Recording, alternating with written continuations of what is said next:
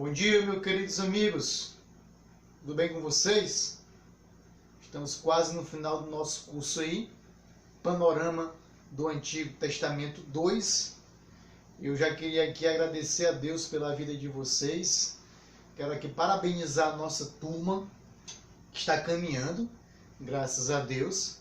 E logo a gente vai estar entrando aí no panorama do Novo Testamento. Falta pouco.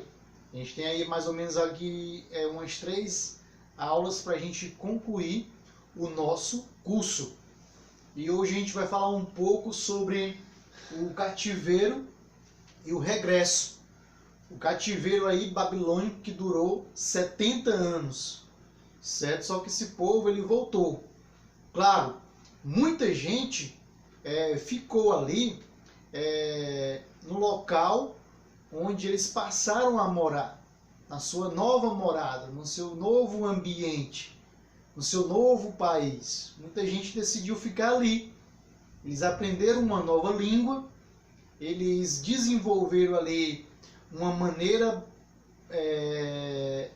para viver, começaram a ganhar dinheiro naquela localidade, decidiram ficar ali. Não quiseram retornar para sua terra natal, mas alguns voltaram.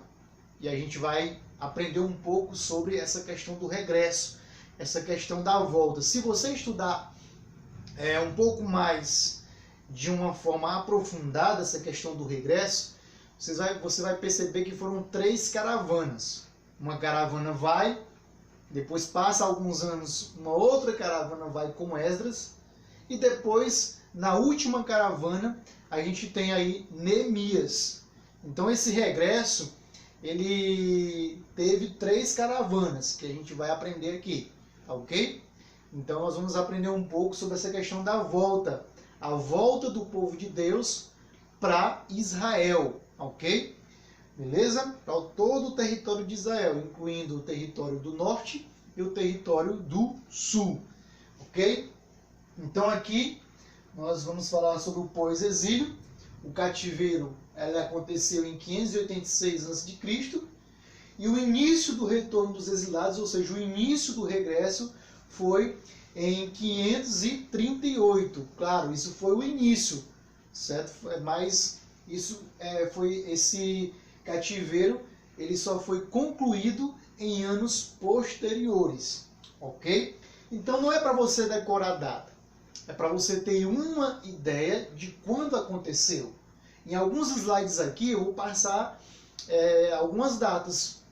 Aí vai te dar uma ideia de em que ano nós estamos, ok? Só para você se situar no tempo, certo? Fazendo um paralelo com a chegada aí de Jesus, ok? Então estamos aqui em 586 a.C. nascer, tá bom? Então começa aí com a restauração de Israel. Você vai ler sobre a restauração de Israel, a restauração do templo, a restauração das muralhas de Jerusalém, no livro de Esdras, posteriormente aí no livro de Neemias. Então Ciro, o rei da Pérsia, conquista a Babilônia. Então a Babilônia sai de cena agora, Nabucodonosor sai de cena. Quem vai entrar em cena agora é o Império Persa, tá ok? Com Ciro no poder.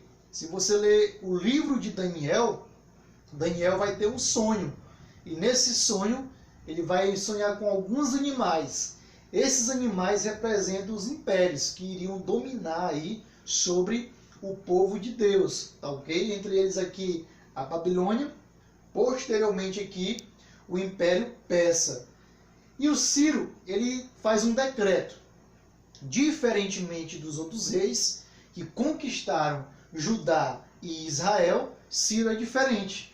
Ele permitiu que os judeus retornassem a Jerusalém.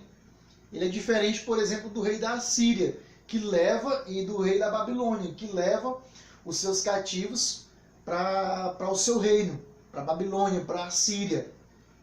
Ele é diferente do rei da Assíria no caso, por exemplo, de misturar os povos conquistados, para acabar ali sua cultura, para acabar ali a história. E surgiu um novo povo miscigenado.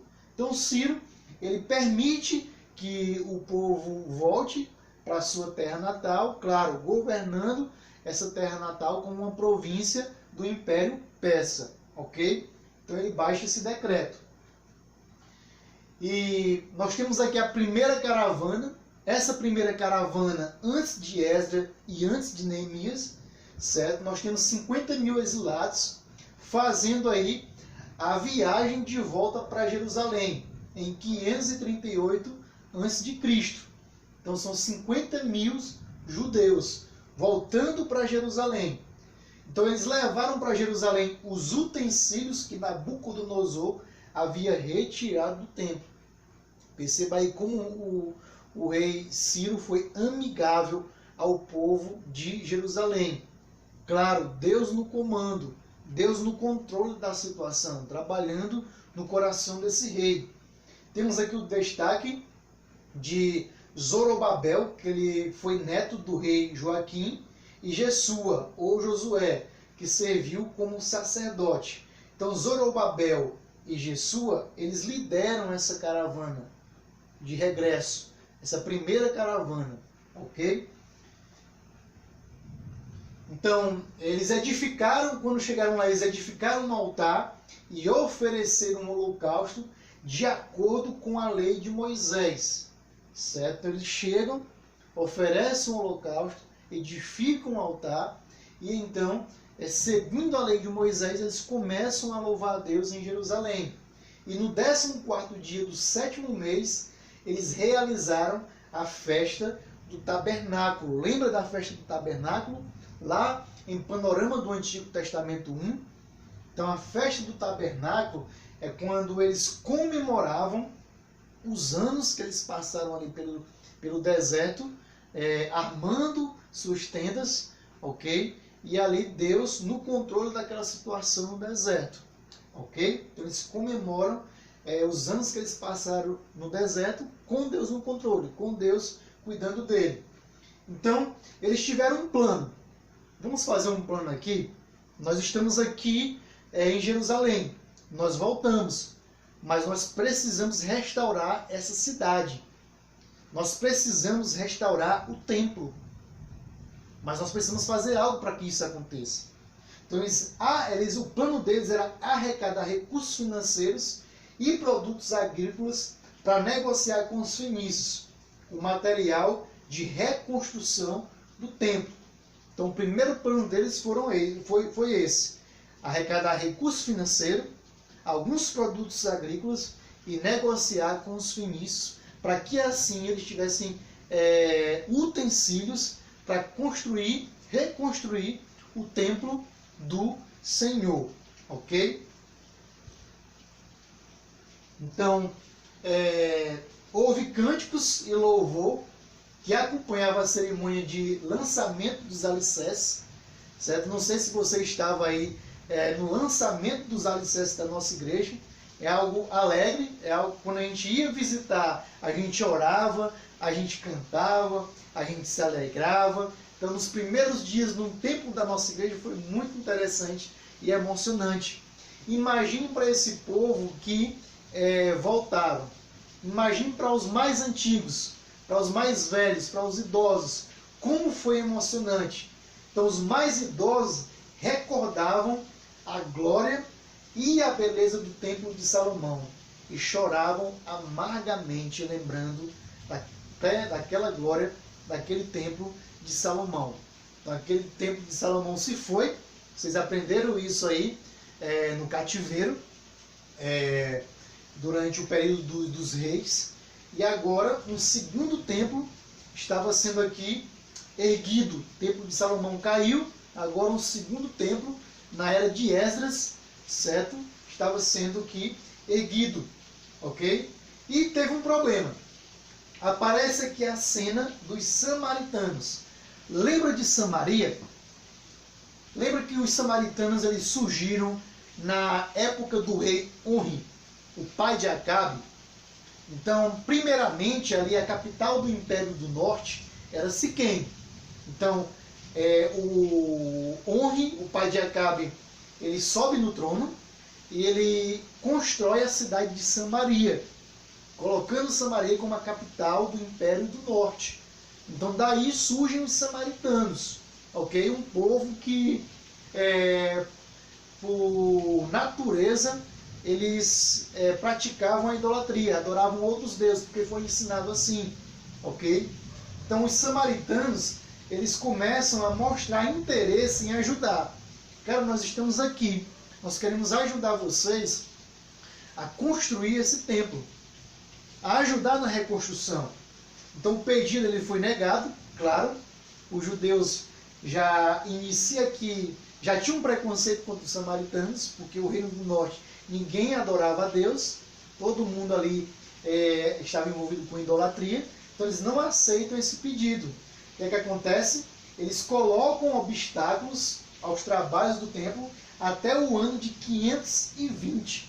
Então perceba aqui que em 538 eles chegam. Então até 520 eles não constroem, por causa dos obstáculos colocados aqui pelos samaritanos, ok? Um período aí de 18 anos, ok? Tentando reconstruir, tentando reerguer o templo. Você vê aqui os samaritanos, certo? Colocando obstáculos. Por que é importante a gente entender isso aqui? Porque aqui já inicia uma rixa, certo? Lembra da conversa da samaritana com Jesus? Nessa conversa dá para a gente perceber uma rixa entre judeus e samaritanos? Começa daqui, ó, certo? Começa daqui essa rixa, ok? Então, no segundo ano de Dário, ou Dario, dependendo da pronúncia, o novo governante da Pérsia, perceba que antes era Ciro, agora aqui a gente já tem a figura de quem? Dario, ou Dário. O novo governante da Pérsia, os judeus conseguiram retomar o projeto de reconstrução. Então aqui aparece a figura de Ageu e Zacarias. Quando você estiver estudando o livro de Ageu e estudando o livro de Zacarias, você vai entender que esses profetas, eles viveram no tempo do regresso, no tempo da reconstrução do templo, ok?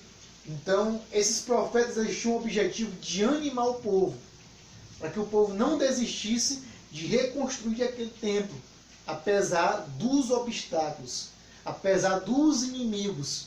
Os judeus, eles não só receberam perseguição dos samaritanos para construir o templo, reconstruir. Eles receberam perseguição de outros povos, que nós vamos ver aqui na frente, tá bom?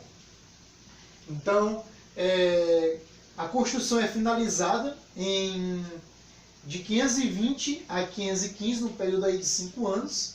Então teve uma impressionante cerimônia de dedicação. Sacerdotes e levitas retomaram suas atividades.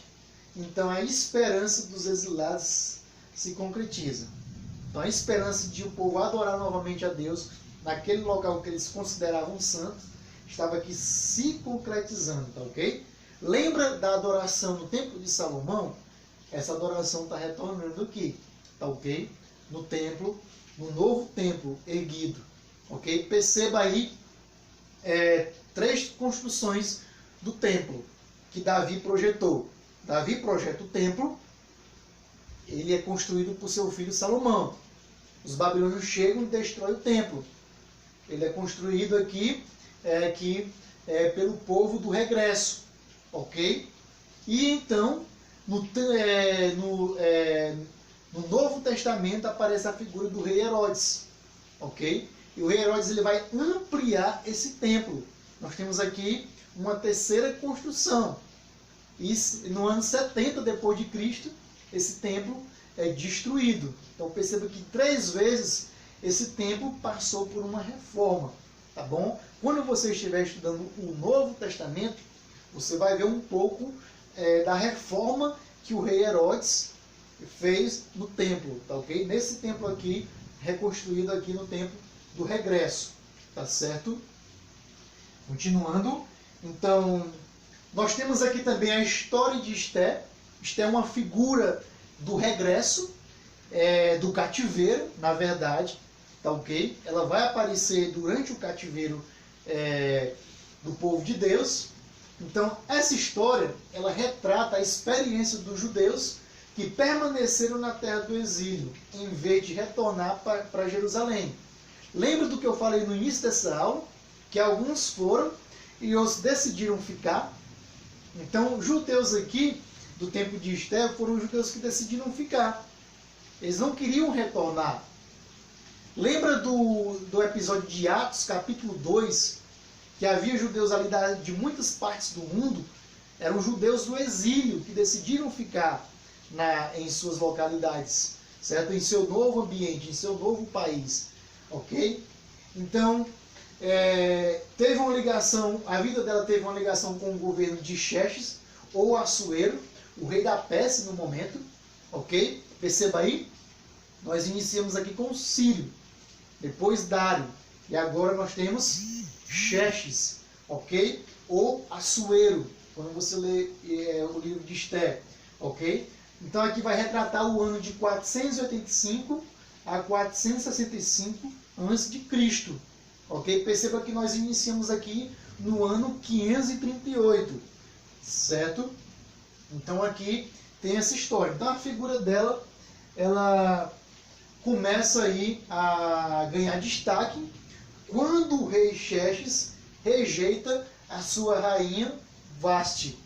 Ele pede para ela dançar em um banquete, ela se nega a expor o seu corpo, ela se nega a expor sua sensualidade na frente de todos, tá ok? Então ela é rejeitada pelo rei. Então Esther, ela é escolhida como rainha da Pérsia. Quando você estudar, você vai ver mais profundamente aí a história de Esther. Ela era jovem, ela era órfã e ela era judia. E ela tinha um primo chamado Mordecai. E esse primo, ele adota ela como filha. Ok? Certo? Então, Mordecai, ele é usado por Deus para descobrir a trama de dois guardas que planejavam matar o rei. Olha só aqui como Deus trabalha na história da humanidade. Existiam guardas que queriam usurpar o trono e matar o rei. Deus usa o primo de Esther, Mordecai, para descobrir essa trama. Então, por meio de Esther, essa notícia chegou ao conhecimento e os guardas foram enforcados. Mordecai recebeu o crédito de haver salvado a vida do rei. Então ficou por aqui. Ele recebeu o crédito. O rei agradeceu a ele. E alguns anos vão se passar. Só que esse fato aqui vai servir para Deus fazer uma grande obra na vida dos judeus que se encontravam na Pérsia, no tempo da rainha Esther, ok? Então,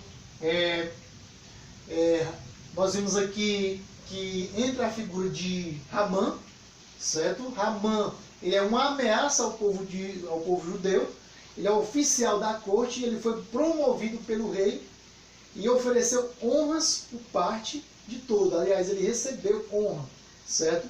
Por ser judeu, Mordecai, ele recusou prestar reverência. Então, o judeu, ele não se curvava diante de um homem. Isso era uma ofensa para um judeu.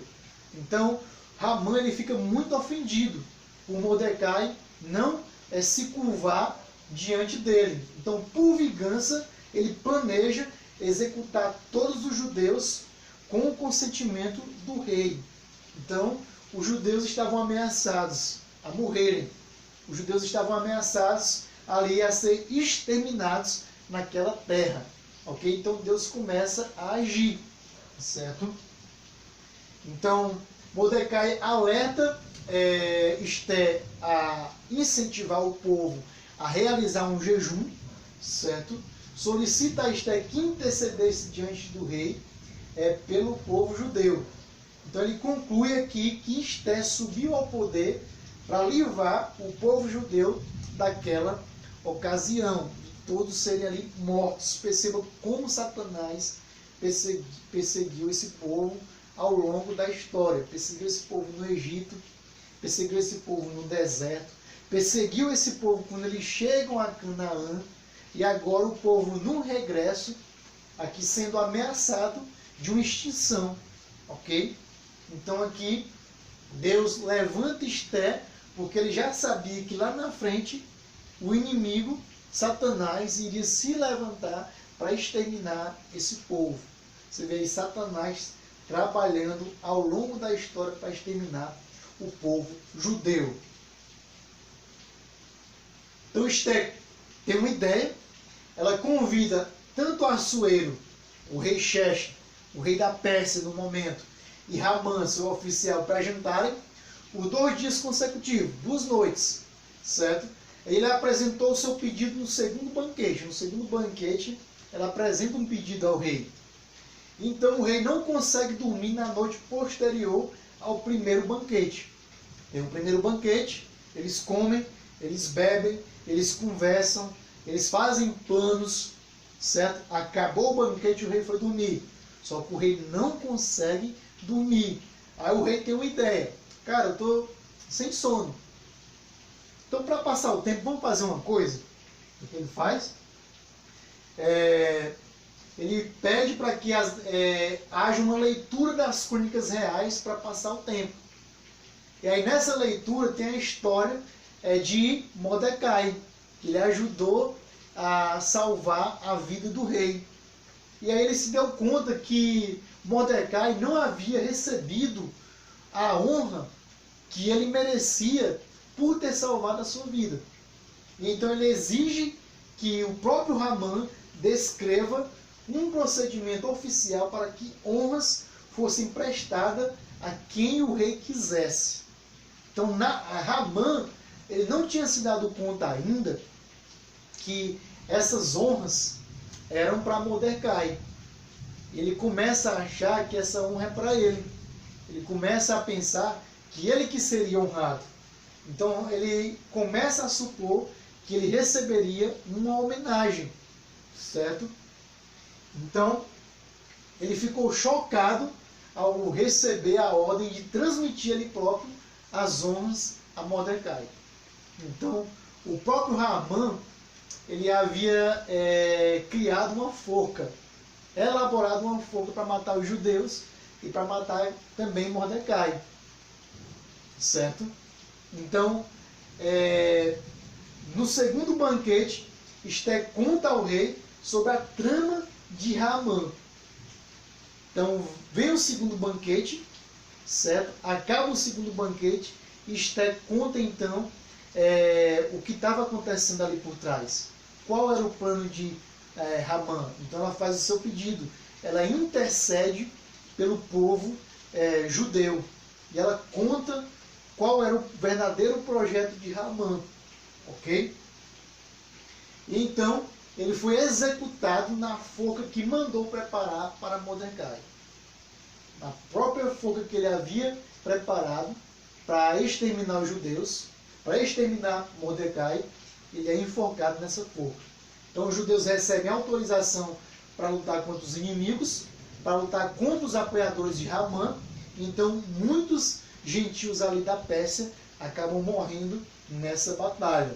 Então a paz retorna na Pérsia para os judeus festejam o seu livramento, ok? Eles passam a viver em paz ali naquele império, ok? Então, essa é a história de Esté, praticamente, ok? Você não vê o nome de Deus no livro de Esté, mas a gente conclui que é um livro inspirado, porque nós vemos ali Deus no controle da história, Deus agindo. Um fato curioso é que você não vê os judeus do tempo de Esté regressando. Você não vê Esté regressando para Jerusalém. Você não vê Mordecai regressando para Jerusalém. Eles ficam, ok? Então perceba que não foram todos os judeus que voltaram. Alguns ficaram por ali, ok? No Pentecoste de Atos 2, eles foram adorar em Jerusalém, mas eles voltaram depois do Pentecostes, ok? Então, nós vemos aqui Esdras, entrando na figura de Esdras, o grande reformador. Você vai ver que ele vai ajudar na adoração ao templo, certo? Ele retorna da Babilônia para Jerusalém em 457 a.C. Então, ele vai retornar no ano 457. Perceba que ele estava na Babilônia e não na Pérsia. Ok? A Babilônia agora está sob domínio do Império Persa. Ok? Ele foi um renomado escriba e estudioso da lei de Moisés. Então você pega aqui o livro de Esdras e pega o livro de Neemias. De cara dá para você talvez se confundir. Aqui é um livro do profeta Esdras. Aqui é o livro do profeta Neemias. Mas eles não são profetas. Esdras, ele era um escriba, ele era um estudioso da lei de Moisés. Ele era uma pessoa que ensinava a lei. Ok? Neemias também, ele não é um profeta. Você vai aprender que ele foi o copeiro do rei. E posteriormente se tornou governador da província de Judá. Ok? Ele foi comissionado pelo rei Artaxerxes para liderar o retorno dos judeus a Judá. Quem é Artaxerxes? Não é mais Xerxes. Ele é filho de Xerxes. Ok? Alguns estudiosos vão dizer que ele é filho de Xerxes com a rainha Esté. Ok? Certo? Então já entra em cena esse novo rei da Pérsia. Então é um rei que tem compaixão pelo povo judeu. É um rei que é amigável ao povo judeu. Certo? E ele permite que Esdras retorne. Certo? Então já teve a primeira caravana. Essa agora é a segunda caravana do povo de Deus, que começou no ano 538 e agora tem sua segunda caravana no ano 457. Ok? Então, olha só o apoio do rei Artaxerxes. Ele envia o tesouro real, ofertas de alguns dos exilados, ok? Então, alguns exilados não foram, mas eles ofertaram. Então, você pode ser um missionário, mesmo sem você ir. Você pode orar e você pode ofertar, ok? Existem 3 tipos de missionário. Aquele que vai, aquele que ora e aquele que oferta. Quem é você? Ok? Então, os utensílios sagrados também foram levados, alguns ainda, que restaram. Comida e dinheiro por toda parte dos governantes das províncias, além do Eufrates, do rio Eufrates. Então, o Artaxerxes, ele era o rei da Pérsia. Só que existia um governante em cada província que a Pérsia dominava. Então, todos esses governantes das províncias doaram, certo? Dinheiro, doaram comida para patrocinar aí a caravana de Esdras até Jerusalém. Então, ele jejumou e rogou por proteção pela longa e perigosa viagem, olha só, de 1.500 quilômetros até Jerusalém. Ok? Então, ele não pede uma escolta de soldados ali. Ele pede proteção a Deus, certo? Ele não vai protegido por soldados. Você vai ver que Neemias é diferente. Ele já vai com escolta. Esdras não foi com escolta. Ele apenas jejumou e orou. Ele chegou com a segunda caravana após 3 meses de viagem. Perceba aí que durou 3 meses de viagem, da Babilônia até Jerusalém, certo? Para você ter uma ideia de como foi essa viagem durante o cativeiro, certo? Porque muitos foram levados a pés ali, ok? Velhos, crianças, idosos, certo? Para você ver como foi rigorosa essa viagem na época do cativeiro de Jerusalém para a Babilônia. Então, a reforma de Esdras, muitos israelitas haviam realizado matrimônio com homens e mulheres pagãos, inclusive líderes civis e religiosos. Ele chega e se decepciona, porque muitos do povo de Deus haviam se casado com povos pagãos, haviam se relacionado. Isso é um perigo, porque quando alguém do rebanho de Deus se casa com uma pessoa pagã, a cultura pagã, ela pesa mais. Ela acaba influenciando mais do que a cultura do povo de Deus. Ok? Ele convocou então uma assembleia pública no pátio do templo e confrontou o povo. Então ele vai denunciar o pecado do povo. Vai denunciar que isso é proibido, que Deus já havia proibido anteriormente. Então, ao longo de 3 meses, os culpados ofereceram ofertas pelos seus pecados, jurando aí anular seus casamentos.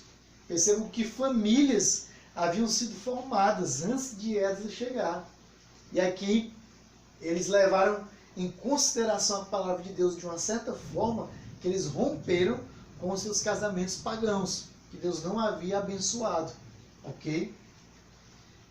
Continuando, a figura de Esdras sai de cena, entra agora a figura de Neemias, o governador, certo? Então, Esdras é o reformador, ele vem ali para ensinar o povo a lei, para ali continuar ajudando na reforma do templo, que não era só uma reforma física, mas uma reforma religiosa. E agora nós vemos Neemias, que se torna o governador da província de Judá. Ele retornou a Jerusalém no ano 444 a.C., 13 anos após Esdras chegar lá. Passam-se 13 anos, chega agora Neemias, ok? Na terceira caravana.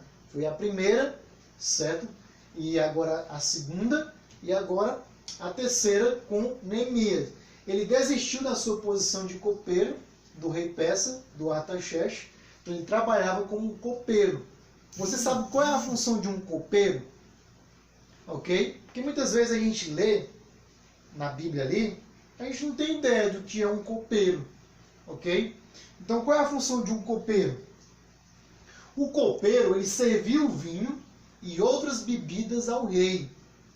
Então ele tinha essa função de servir o vinho, e além do vinho, ele servia outras bebidas. A rainha de Sabá, por exemplo, ela se impressiona com a questão da bebida no templo de Salomão. Então tinha um copeiro ali bastante competente, para que quando o rei Salomão recebesse as suas visitas, ele servisse essas bebidas. A Bíblia vai retratar que a rainha de Sabá ficou impressionada. Tá ok? Então, ele também tinha uma função não só de servir, mas ele tinha a função também de provar o vinho antes de dá-lo ao rei, porque poderia esse vinho estar envenenado. Então, ao invés de Artaxerxes morreria então Neemias. Então, ele provava o vinho antes do rei provar. Ok? Então, um dos mais honrosos cargos era o cargo de copeiro. Copeiro era um homem digno de confiança do rei, e ele era respeitado pelo rei. Ele foi o copeiro, para você ver essa questão do respeito, da consideração, foi o copeiro de Faraó que recomendou José, certo? Para que José trabalhasse ali como governador, para que José, na verdade, tivesse, para que o rei olhasse com bons olhos para José, e assim, no futuro, ele viesse a se tornar o governador do Egito, ok? Então, o copeiro era alguém respeitado, era alguém de confiança, era um amigo ali, um braço direito do rei, certo? Então, o Neemias, ele faz um pedido ao rei, ele desiste do seu cargo de copeiro, certo? Ele ora a Deus primeiramente, pede perdão pelos pecados do seu povo.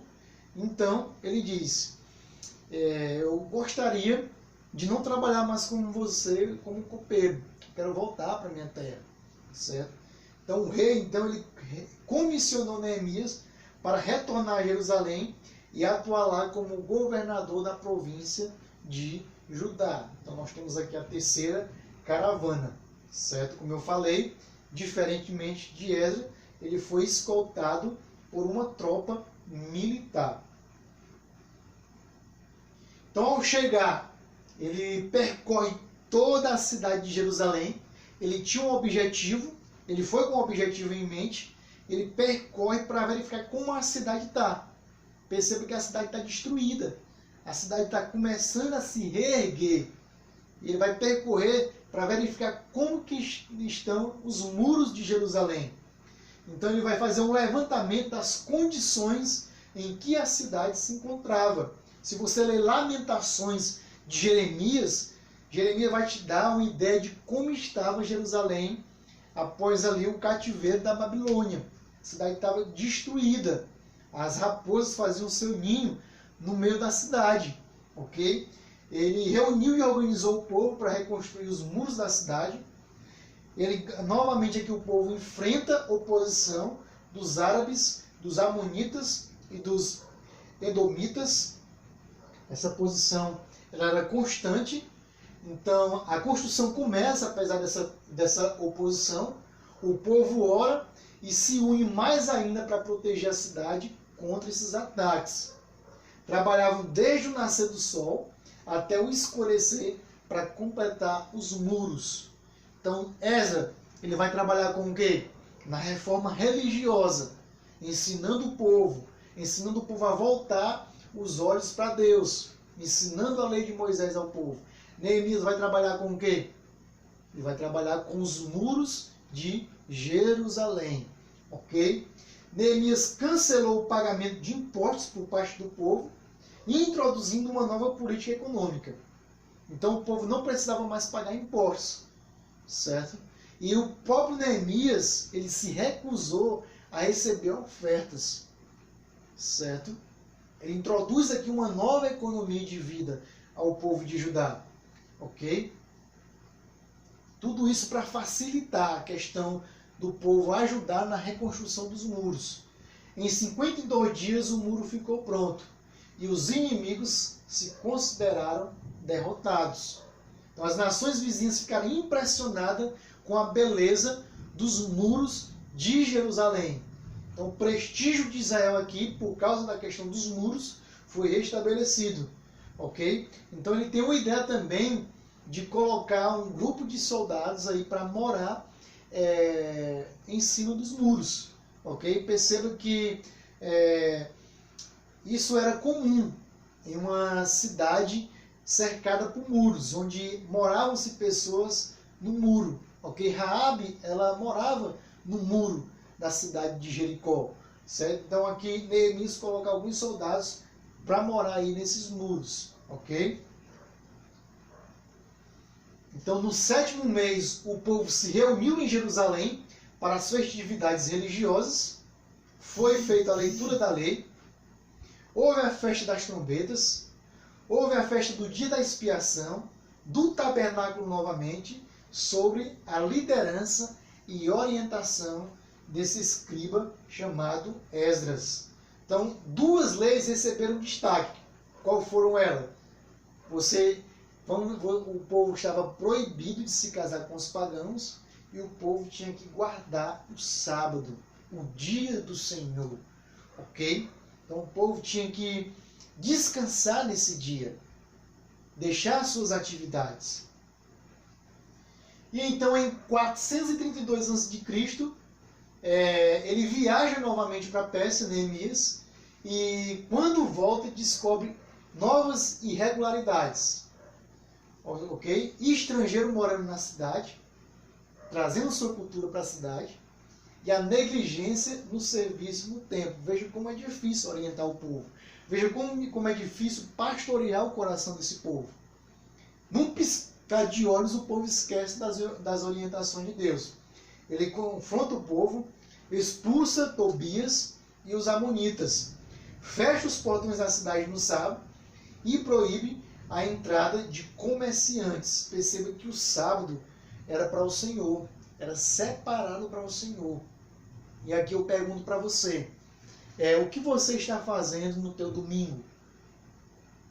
Então o seu domingo é para o Senhor. O seu domingo é para você descansar. É para você oferecer o domingo como uma forma de louvor a Deus. Claro, os outros dias também. Mas aquele domingo ali em especial, é para o Senhor. Ok? Então, Eliasibe, neto do sacerdote, casou-se com a filha de Sambalá, governador de Samaria. e ele próprio foi expulso de Judá, para você ver como a coisa era séria, ok? Eles estavam aqui cortando o mal pela raiz. Então nós temos aqui essa atividade para você fazer, tá ok? E eu gostaria que você respondesse e depois me enviasse, ok? No próximo domingo, a próxima aula, nós vamos falar sobre o livro de Salmos, ok? O livro que contém aí os 150 salmos, tá ok? Nós vamos estudar sobre a importância desse livro, tá bom? Então não perca, próximo domingo, às 9 horas da manhã. Separa o teu domingo aí para assistir às aulas, tá ok? Deus te abençoe.